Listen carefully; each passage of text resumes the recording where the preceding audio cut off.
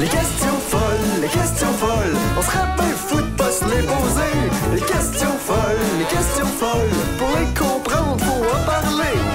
Bienvenue aux questions folles, là où on déstigmatise les maladies mentales, une question folle à la fois. Aujourd'hui, Florence, Magali, Alex et Alice répondent à une question dont elles seules peuvent connaître la réponse. Voici la 7e question folle.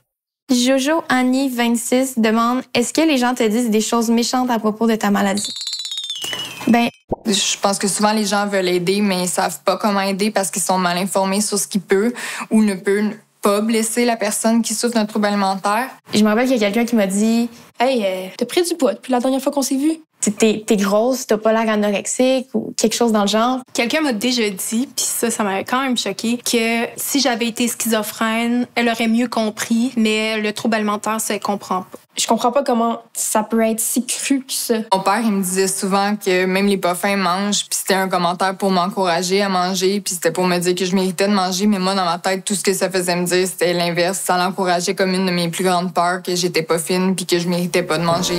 On veut bien faire, on veut mal faire, on se pense drôle. On oublie souvent le pouvoir des mots. Une personne qui souffre d'un trouble alimentaire souffre d'une maladie. Personne ne devrait avoir honte d'être malade. On pourrait peut-être essayer d'être plus délicat, plus attentif, moins ignorant envers ces personnes-là. Qu'est-ce que vous en pensez? Merci d'avoir regardé les questions folles. Les questions folles, ça touche tout le monde, même toi et puis moi. Les questions folles, il faudrait arrêter de se juger. Ouais, c'est pas fou ça.